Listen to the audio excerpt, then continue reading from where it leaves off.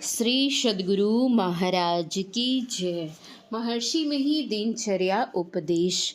लेखक गुरु सेवी स्वामी भगीरथ दास जी महाराज। महर्षि जी और भक्त दर्शनार्थी। गीता में कहा गया है कि संसार शाश्वत दुख का घर है। प्रत्येक प्राणी किसी न किसी दुख से घिरा ही रहता है। अवश्य ही यहाँ सुख की बिजली भी चमचमाती है, पर वह तो क्षण स्थायी होती है। अधिक देर तक तो दुख की ही काली घटा छाई रहती है।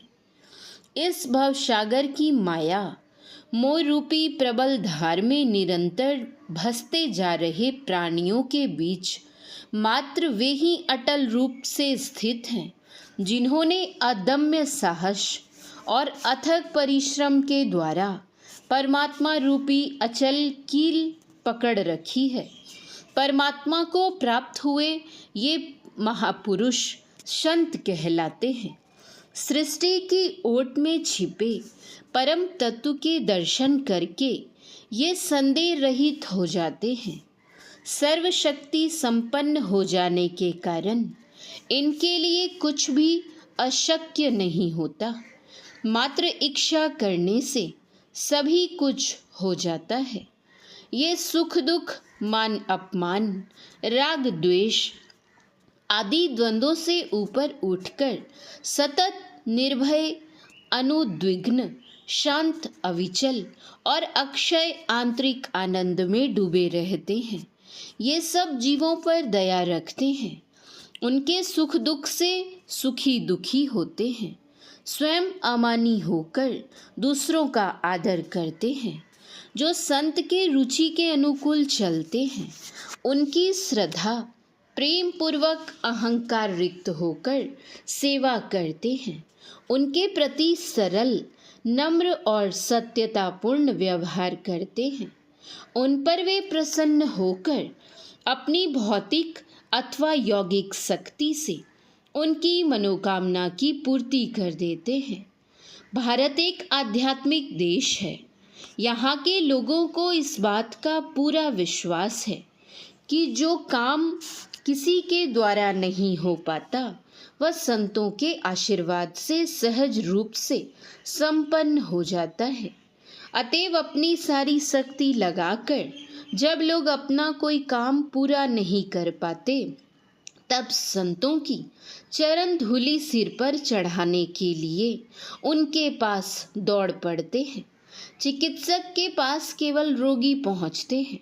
वकीलों के द्वारा मात्र मुकदमे करने की इच्छा वाले लोग खटखटाते हैं।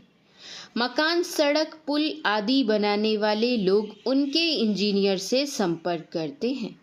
पर संतों के पास तो रंक से लेकर राजा तक सभी तरह के लोग आते हैं। ऐसे संतों के समागम से आध्यात्मिक उन्नति होती है। सांसारिक दुश्चिंताओं से मुक्ति मिलती है। सदाचार पालन के लिए बल प्राप्त होता है। घोर विपत्ति में भी धैर्य न खोने की शक्ति मिलती है। ज्ञान ध्यान में आगे बढ़ते हैं। आत्मबल में वृद्धि होती है। जीने की कला सीखते हैं। ईश्वर के प्रति आस्था जगती है। गुरुदेव महर्षि जी के पास जाने वाले लोग पहले ही किसी माध्यम से यह पता लगा लेते हैं कि आप क्या क्या खाना पीना पसंद करते हैं, जाड़े अथवा गर्मी में कौन सा वस्त्र या क्या क्या पहनते ओढ़ते हैं, आश्रम में किस किस चीज़ की ज़रूरत पड़ती है, आदि आदि। इन बातों को भी ध्यान में रखते हुए भक्त लोग कुछ लाकर आपके चरणों में चढ़ाते हैं। अपने चरणों की ओर दृष्टि डालते हुए हम सेवकों से पूछा करते हैं, देखो क्या चढ़ाया है। हम सेवक चढ़ाए गए प्रसाद आदि उठाकर आपको दिखाते हुए कहते हैं कि अमुक अमुक चीज़ है।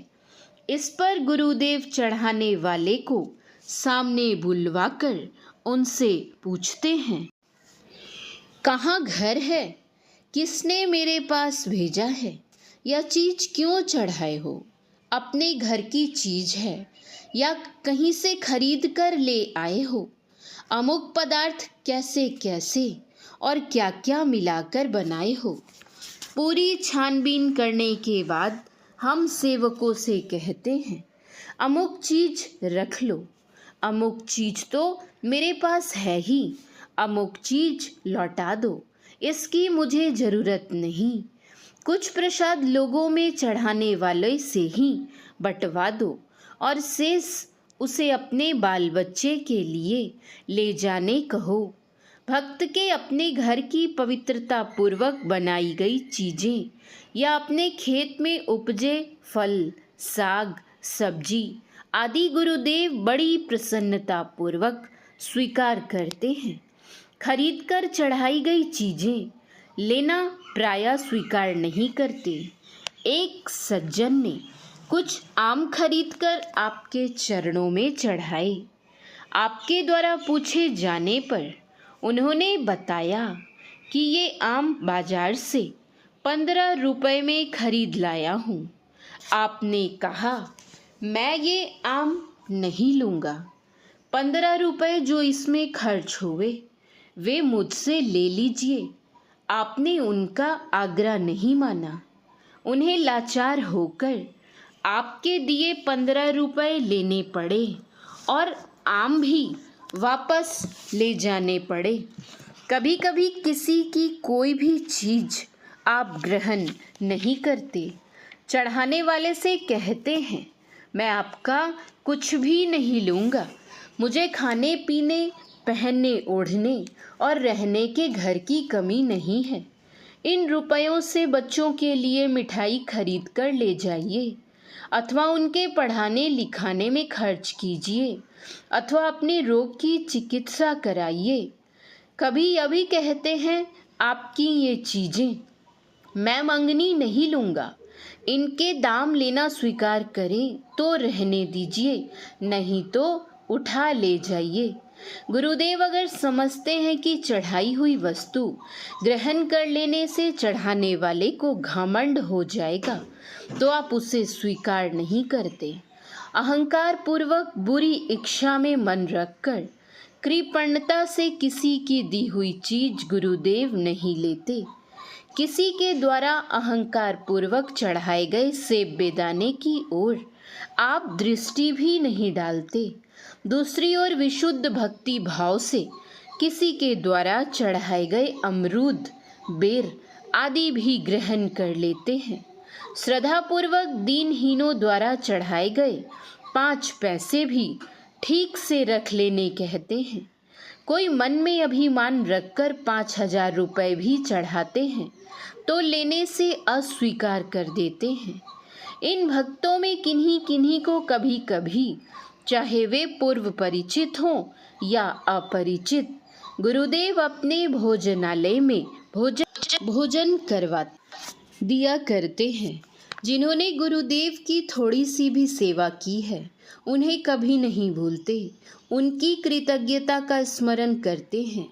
जो भक्त वर्षों से आपके दर्शन के लिए नहीं आते, भजन ध्यान में शिथिल हो गए, सत्संग की ओर से उनकी रुचि हट गई है, ऐसे को किसी व्यक्ति के द्वारा या पत्र खबर भिजवाकर अपने पास बुलवाते हैं, उन्हें सत्संग ध्यान के लिए प्रेरित करते हैं, कोई सत्संग सेवा कर देने का आदेश कर देते हैं ताकि किसी तरह भक्त की ओर उनका मन पुनः मुड़ जाए। गुरुदेव अंतर्यामी हैं, किसी को देख लेने से ही उनके हृदय की बात उसी तरह जान लेते हैं जिस तरह कोई किसी शीशे की अलमारी में रखी वस्तुओं को प्रत्यक्षतः देख ले। गुरुदेव से कोई बात छिपाने की कोशिश करना फजूल है।